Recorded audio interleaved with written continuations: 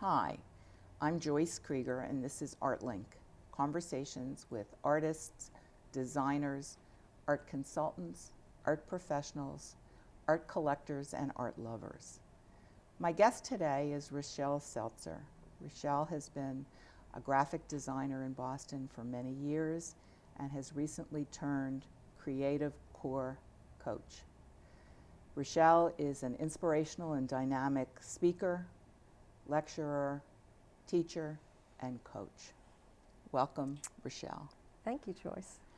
Rochelle, you sold your business, your graphic design business, a few years ago and decided to take a 180-degree turn in your career. Can you tell us a little bit about what that's like? Sure.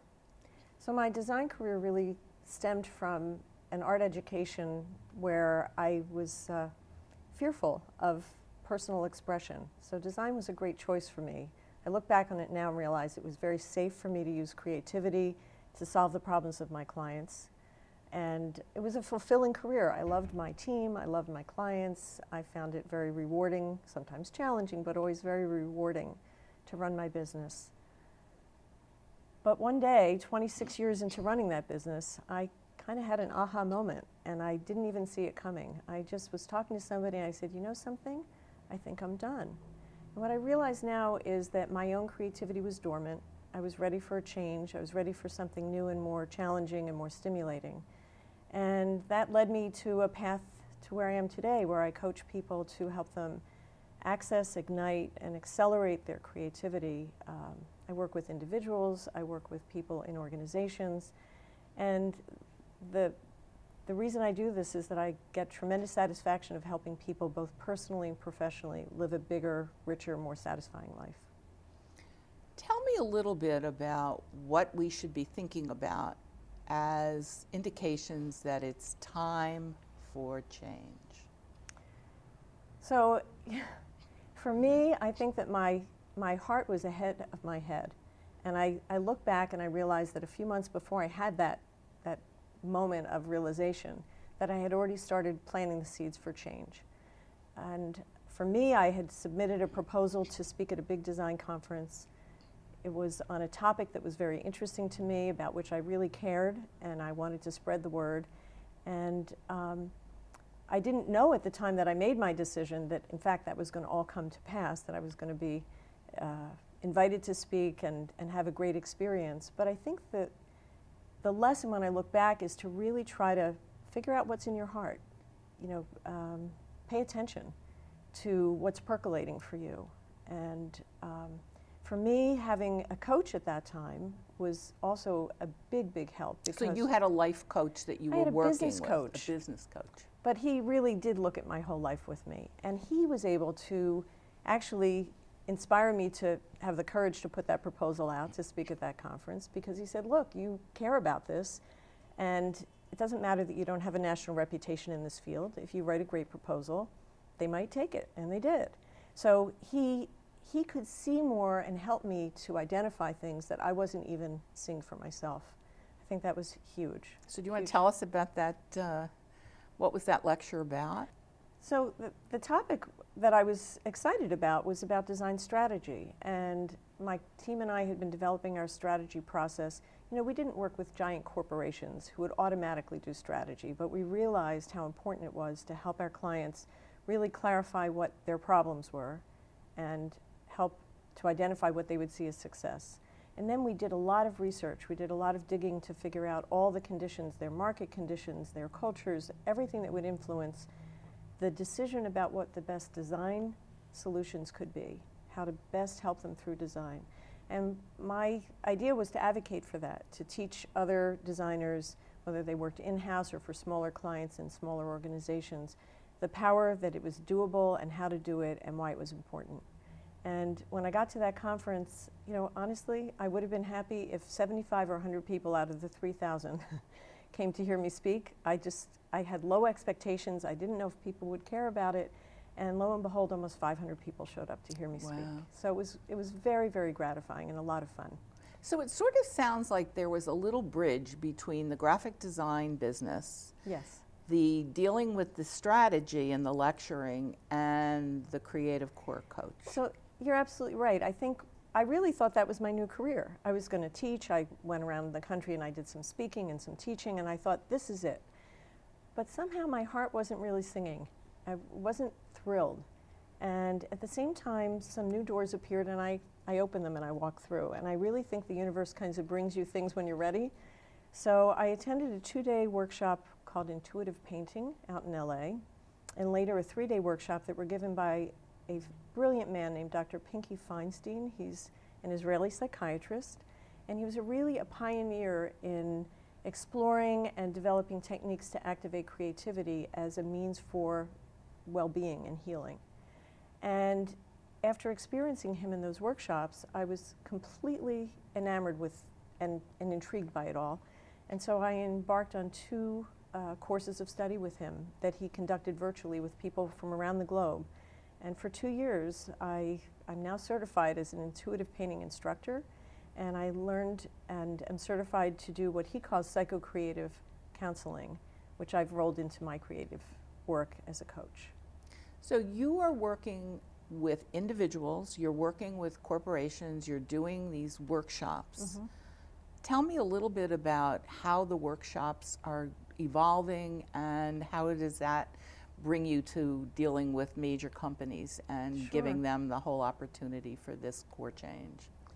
Well, after I was finished my work in this program, and I was just reading and soaking up everything I could get about creativity and adding my own ideas and perspectives.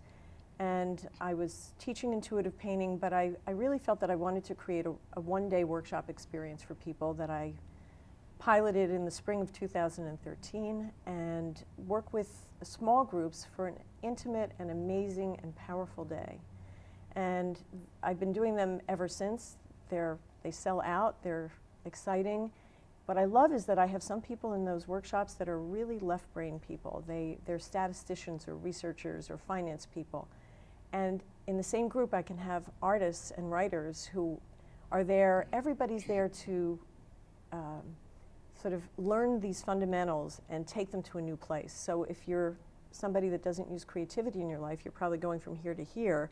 If you're already at this end of the spectrum, you just want to go further. You want to get past blocks. You want to know how to really enrich your creative work. So if I've been an artist my whole life, Mm-hmm. and I get to a point where I'm frustrated, I'm not producing the kind of work that I really want to, I want to get to another place in my career, how would you impact that? Well, what I do is I teach people what I've learned to be the fundamental conditions for creativity. Can you talk a little bit about those? Sure. The idea is, if I'm going to sort of talk about it in terms of a triangle. So at the base of an equilateral triangle, there are 2 supporting corners. On one side is self-love. And you need to increase self-love, and you need to really focus on self-love. And it took me a while to realize that that's not selfishness, it's not narcissism, it's healthy and it's important. So you need to be able to look at yourself in the mirror when you're brushing your teeth at night and pause and really take yourself in and feel lovingly toward yourself. And it includes things like feeling deserving of time in your life to take care of yourself, time in your life to take a walk and just look at the sky or look at a beautiful vista, and let your right brain have some space and some room to sort of have ideas come up. It's taking time to do things that are important to you that you usually don't prioritize over your work or your children or your ill parents or whatever it may be. These are all ways that you can develop self-love. And when you've got that, you've got one corner of that triangle well supported. But it needs to be an ongoing practice. The other corner is about self-criticism, because everybody has a self-critic. In fact, I talked to one person one day who said, "Oh, I have a chorus of self-critics." And Good point. you know, Don't we all? right. Self-criticism is something you can never get rid of. You can never banish it completely, but you can be aware of it. You can be aware of where it shows up, how it shows up for you. And if you're alert to it and you know how damaging it is, you can actually tell your self-critic to just go away for a little while because right now I don't need you. Right now I How want to does the create. self-critic and the self-love play into each other? It would seem to me that Well, if you're trying to create this love and you've got this critic talking to you, that it's destroying the self-love. Well, if you love yourself, your self-critic can't really do that much damage because you've already bolstered that part of your ego and your self-care.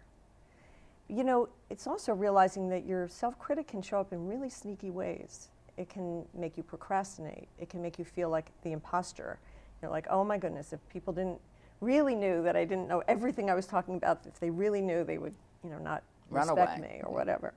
It can make you afraid of trying. It can make you afraid of making mistakes. If your self-critic is stopping you from even trying, you're lost in the water. What's an example of that kind of self-critic? Well, think about being in a meeting and having an idea and being terrified to speak up. Which I think a lot of people go How many through that. everybody's Sure. been there. The truth is that if you speak up and if you say something, your idea might be the germ of what takes the whole meeting in a new direction. Or someone might say, that really gives me a new idea. Your idea can feed new ideas. So when I work with people in organizations, I'm helping people individually to understand their creativity, but also to understand how to work as a group in a way where creativity is welcomed and accepted and appreciated. But anyway, so back to my triangle. Right, we're still not at the top. So you've bolstered self-love, you've learned to decrease your self-critic, understand it, and hold it at bay, and experiment and play, and not be afraid of mistakes, and all of those good things. All of that leads to the sort of pinnacle of that triangle, which is about not only creativity, but I advocate for emotional creativity. And what I mean by that is that every emotion that you have is fuel for doing something creative. Yes, for an artist, they may go into their studio and they may use that when they, put paint on canvas. But that same artist or anybody can use that energy as fuel for creativity in myriad ways in their lives. So I advocate for keeping a sketchbook handy. If you're feeling joyous, if you're feeling angry, whatever emotion you have, I travel with a little set of oil pastels and my little pouch with my small sketchbook. And I would just whip it out and I would make art. Just cover the page with color, whatever colors are appealing to me in that emotion. Just use it as fuel for creating. It can be the energy of writing a poem. When I first visited the MFA's New Wing of the Americas, I came home and I felt this excitement and inspiration about everything I had seen, and I wrote a poem. You just use your emotion to create. You can use your emotion to create intuitively in the kitchen. Pick up that vegetable and say, what can I do differently with this? Or what colors can I combine on a plate that would be different? Use creativity as a normal part, a regular part of your life, and let your emotion be the fuel for that. Okay, stop for 1 second. I'm a corporate executive, and I run an engineering company. How do I go about accessing that creativity and moving forward? I don't have a sketchbook. I'm not writing poetry. I don't even cook. There's a great book that was just written called Creative Confidence. And it was written by David and Tom Kelly, who run the D School at Stanford. And their whole model is that they bring executives, they run IDEO, which is a fantastic big company that's product and service design. And one of the things that they advocate for and that they do in their business is bringing people of all disciplines together and using all of those different minds in all those different directions to come up with brilliant creative solutions.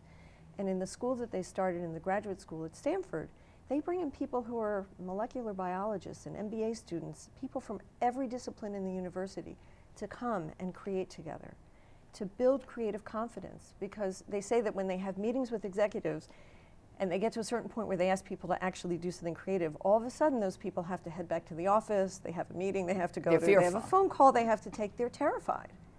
So this is work that can break down that terror and help people understand that you can be creative, that it's safe, that it's fun, and that it can be cultivated. What is the best advice you ever got from someone about taking creative risks? The best advice I got is to embrace making mistakes.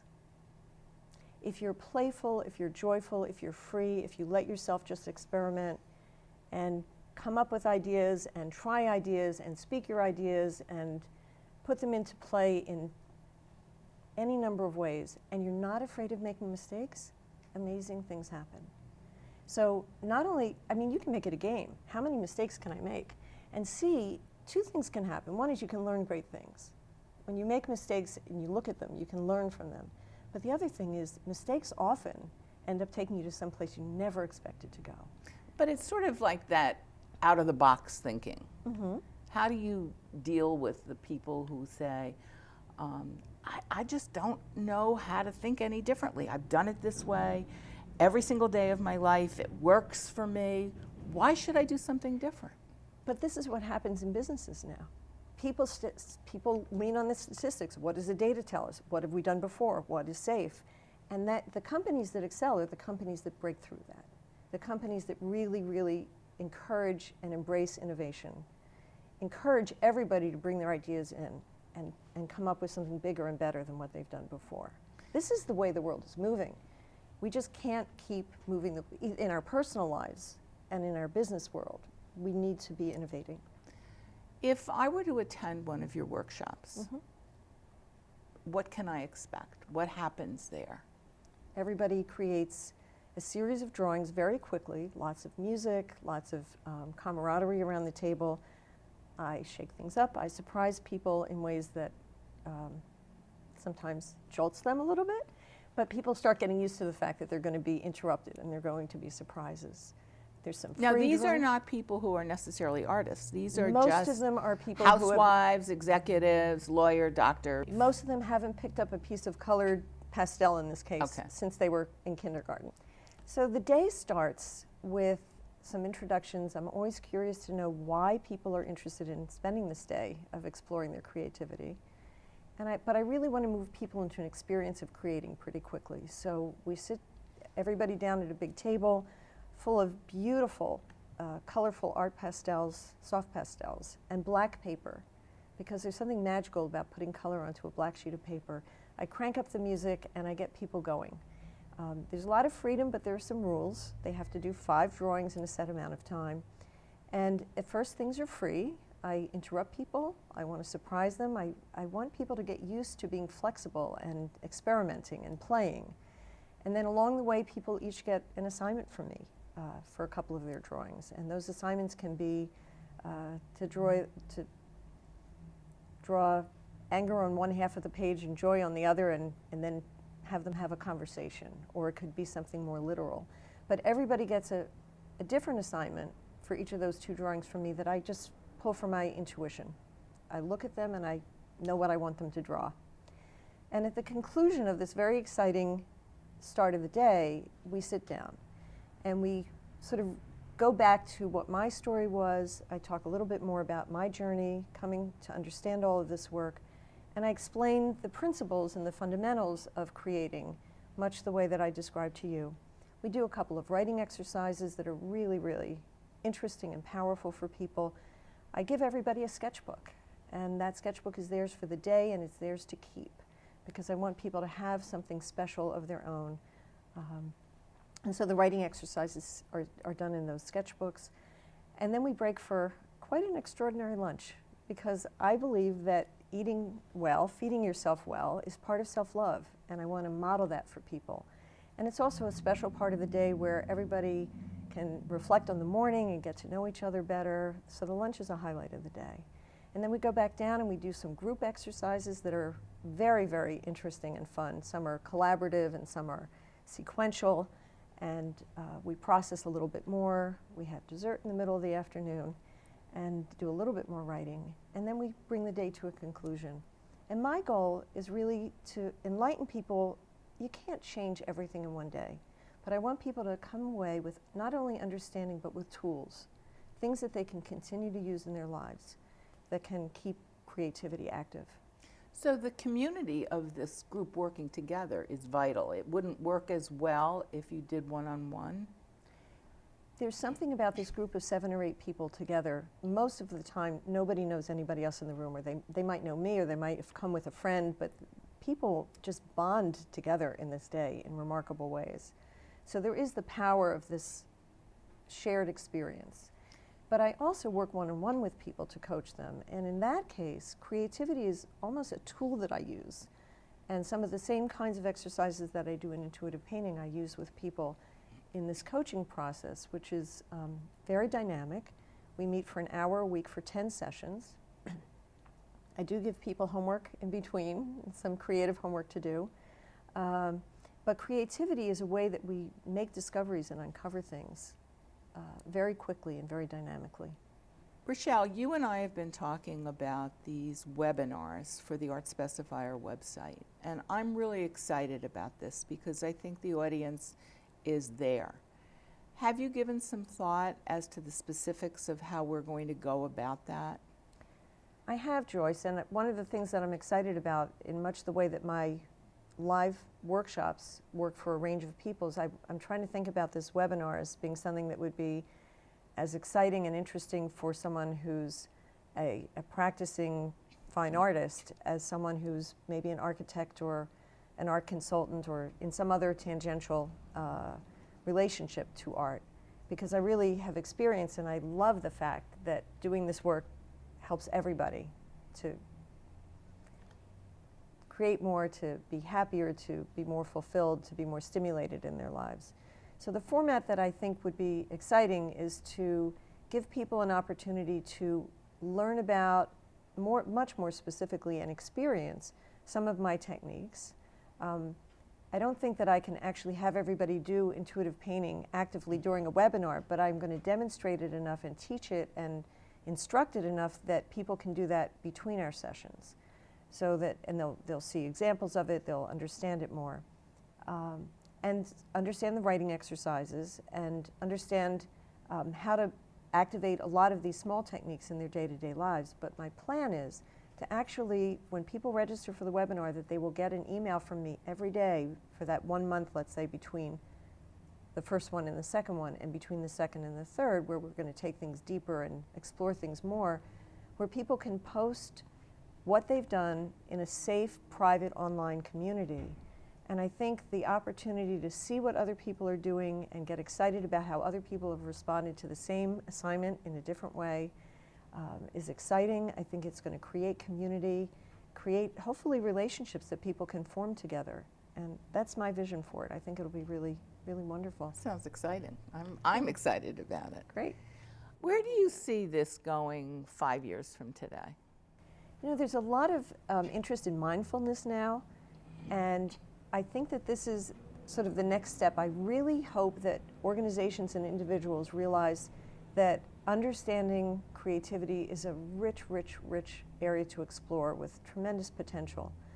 And we don't all have to be photographers or sculptors or artists or musicians to be creative. And I think that creativity enhances relationships, it enhances parenting skills.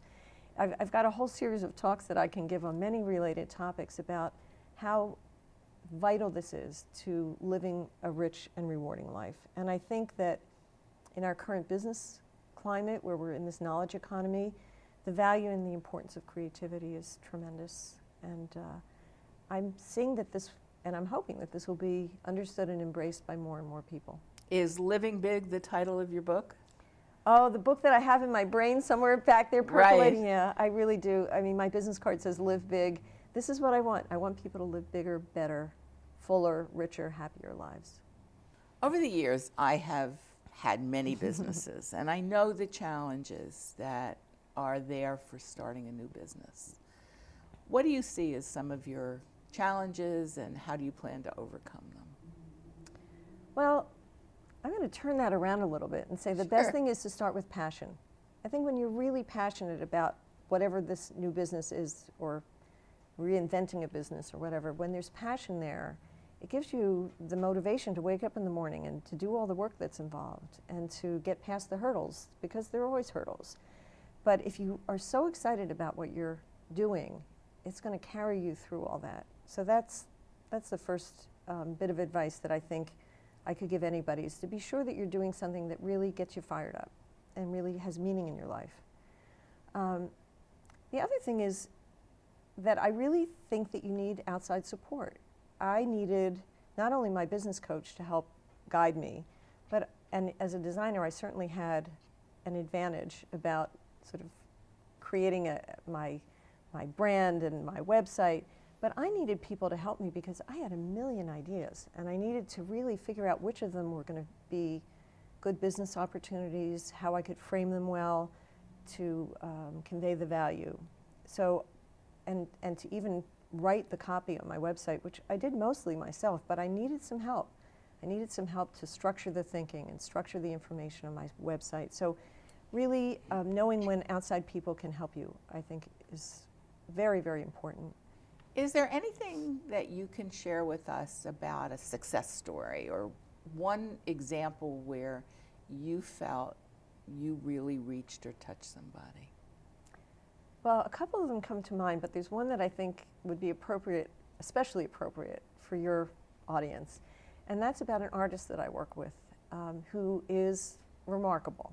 She really knocks me out. Her shows are fantastic, and she's an inspiration to me. But she was feeling very blocked. She had had a loss in her life, and she just couldn't get past it. She was just struggling emotionally with that. And very common, by the way, with artists. And a loss will she had a major show coming up in a year that she knew she needed to start preparing for, and she just couldn't get going, and she was very, very frustrated. And so we started this work together, and I have to say that we didn't really focus on the person who had passed away in her life. We didn't focus on the obvious. We really focused on a lot of the underlying aspects of her early childhood, the way she responded to the world.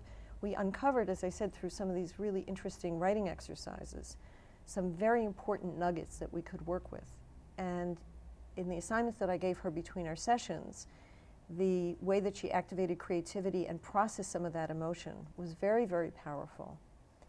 And by the end of the 10 weeks, not only had she started painting again, but the show that she mounted that next year was so thrilling, and she loved every bit of it, and she felt that she had been able to work through the things that were getting in her way, and really, I think, was the best show she ever had.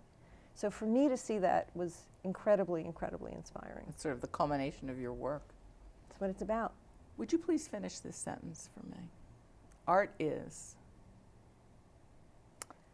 I think art is the emotion in your heart that gets translated into something palpable. It's that emotion that becomes a painting or a photograph or a sculpture or becomes a piece of poetry or music or dance. It's something resonant, human, that people respond to in a very powerful way. It's very, very beautiful.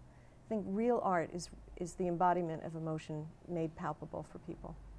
Thank you very much. This was very informative, and I look forward to the seminars or the webinars, and I hope we'll have a chance to do another interview down the road and see how this succeeds. I'd love that, Joyce. Thank you. Thank you.